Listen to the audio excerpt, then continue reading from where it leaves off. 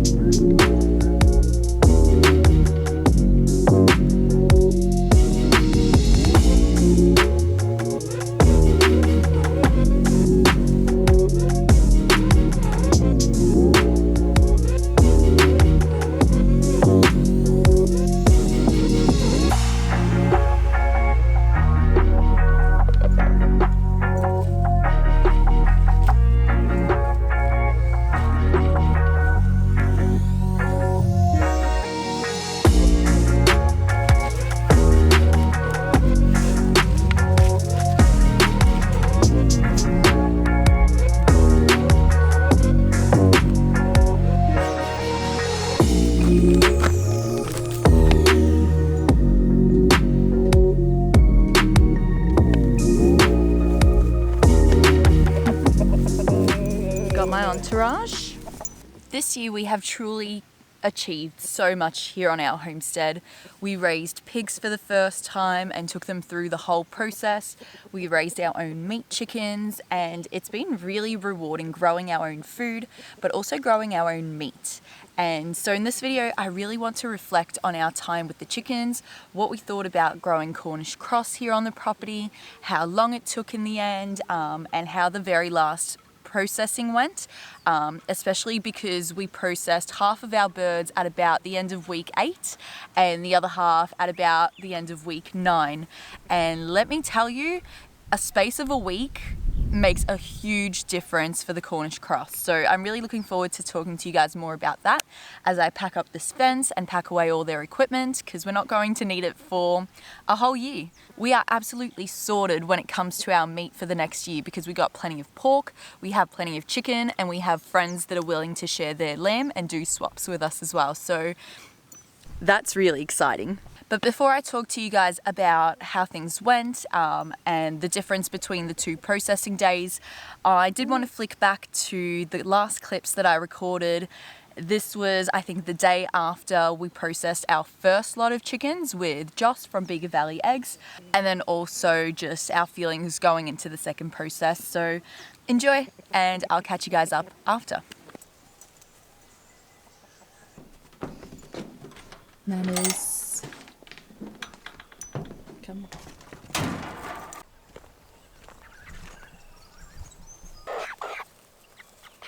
Some of them are small and others, like this fella, are huge. You are a big boy. Yesterday we ended up starting butchering these guys at about just after 11, after we got everything set up and everyone arrived. We did have Sam's boss come and help us out, and she was wonderful. She was so enthusiastic, and I think it made the experience so much better having someone there with us. So we started just after 11 and we finished up at about 1:30. That's when she had to go home. Honestly, by that point, like, we were on a roll, but we knew that we were running out of space in our freezers. We had 3 big tubs going with ice and whole chooks, and we were exhausted. It's quite a long process, and even when you get into the rhythm of things like processing that many birds, it really takes it out of you. But I think we did really well. We got about 30 birds done in the 2.5 hours that we were butchering for, so pretty amazing start. We've got about 19 or 20 left to go, and we were considering doing them today, which is now the next day, but I think it's going to be better off just to leave them for a week, really be able to relax and come at the process again with as much energy and enthusiasm as we can.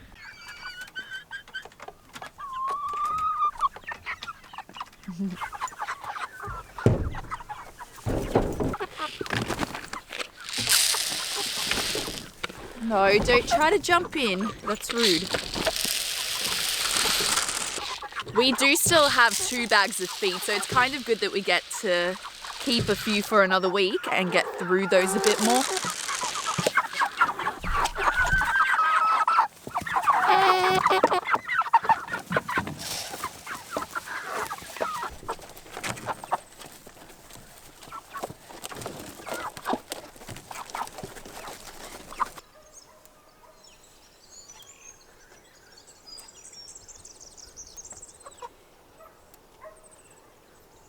I didn't end up showing you guys the kill cones we got going. We just got some plastic buckets and cut them and then screwed them together. They didn't work amazing as some of the chooks were falling through because they're quite wide at the bottom. And also they're not quite long enough. So some of the chooks were, as they were doing their thing, like coming out of the cone. It's like one of those things that you don't really see on YouTube because you're not allowed to show it. And so it's something you're not quite prepared for. This worked so well yesterday. It was a pain in the butt to clean, but it was incredible. Highly, highly recommend. It got a chook plucked in, I'd say like 10 seconds max, maybe 6 seconds, which compared to doing it by hand is such a time saver and makes the process easier. And then all of the feathers we're going to put into the compost pile. Cleaning up probably took just as long as actually doing the process, and then bagging up the chooks and everything. But we got everything cleaned, we got everything sprayed down with vinegar and laid out in the sun so that it could dry and sanitize itself.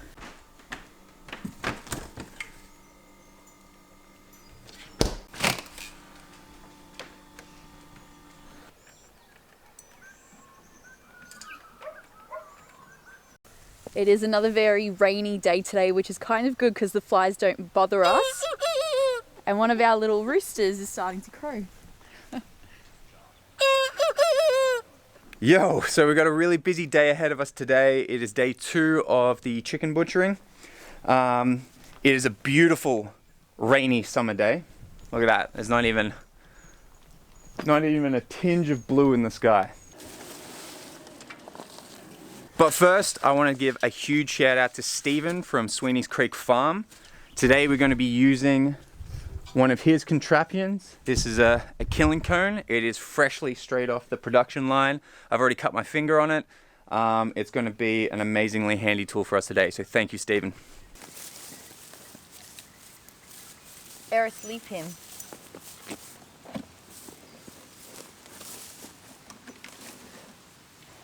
What I found most interesting about going through the process of raising our own meat chickens is that it's so different, the feeling you get when you process pigs and larger mammal-sized animals to processing birds. And I'm not sure if it's because we have had an experience before where we had to process our own rooster, and we actually had to do this like in the middle of the suburbs, houses all around us, landlord across the road. Because we weren't supposed to have roosters, and one of our baby chicks actually grew up into a rooster, so that was anxiety inducing. But going through the process this time, Sam really did do the hard leg of the journey. He was the one to take the lives, and I was really determined just to process them, get everything out of them, and get them cleaned up and put into our freezers. So that was awesome. We did end up having to get a third chest freezer. We now have 3 chest freezers in our house to hold all of our meat. Oh, but I wanted to talk to you guys about the difference between butchering at the end of 8 weeks to butchering at the end of 9 weeks, because in future, we are not going to let them go past 8 weeks, because by that point, we think the experience really changed, and I want to talk to you guys about that. We noticed that in that 9th week, they really did start becoming a lot more lethargic. They moved around a lot less, and you could see that their quality of life was getting worse and worse, and we really didn't enjoy seeing that in them. Their bodies were noticeably heavy and large, and we could tell that they were overgrowing. But we had all of those rains, and we had a whole week of work, so we did have to leave it for a whole week, and by the time we got to processing them again, it was about halfway through or the end of week 9. We did have our neighbor and Sam's brother over that day, so they helped us with the process. And once again, it went really smoothly. We did end up doing 20 chickens in about the same amount of time. And what we noticed while processing the chickens is, one, they were noticeably larger. The roosters actually started to, or some of them started to crow, and they were were massive. For those that are thinking, would you grow Cornish cross past 8 weeks? I would say don't. The actual meat was a lot fattier, so we noticed that fat had started to grow onto the chickens, especially around their backsides, around the thighs. What was actually even more upsetting than just fat on a chicken is that some of the roosters, their bones had actually started growing into the meat, which is horrific to think about, that at a certain point in their life, like, their bodies become deformed, and that's really, really upsetting because that would cause a lot of discomfort for the chicken. We're wondering if, because of the weight of the chickens and them needing to lay down more in that last week, whether that caused those bones to grow that way, which is why I'm hoping that by letting you guys know of this, you don't make the same mistake as us, and we're definitely not going to make the same mistake next time. We're going to process them 8 weeks, a few days later, but definitely not lead them up to their 9-week mark or even more, because it drastically changed the way that the meat looked, the way that the chickens acted, and it made us feel really sad to have to see them in that way. Of course, when we were processing them though, that first time and then the second time, we did try to prioritize the bigger birds the first batch and then leave some of the small ones to grow for the second batch, and that would work really well because the female Cornish cross were the right size and there weren't any issues with them. I think it was just those males that got left behind by accident that really did grow further than they needed to. As far as what these areas look like once the birds are gone, you can see that all of their poop has literally just gone straight back into the soil and is breaking down. And you can see that once they've gone through it, it goes so lush and green after. So our sheep will be coming up here very soon, especially while we go away to Victoria for Christmas. Yep, that's right. We are leaving our homestead for a week. Our sheep are staying here, our chickens are staying here, and our cat's staying here. And one of Sam's co-workers is actually going to come down and look after them for us, which we're so, so grateful for because we know how busy this time of the year is for everyone. Our dogs, Kobe will be coming down with us to Victoria. Mum will look after him, and Eris is going to go bounce around in a kennel with other dogs. Do it again. I just realized we had some food left over, so since I don't have food for these guys and I'm yet to go to the shops, I gave them what's left.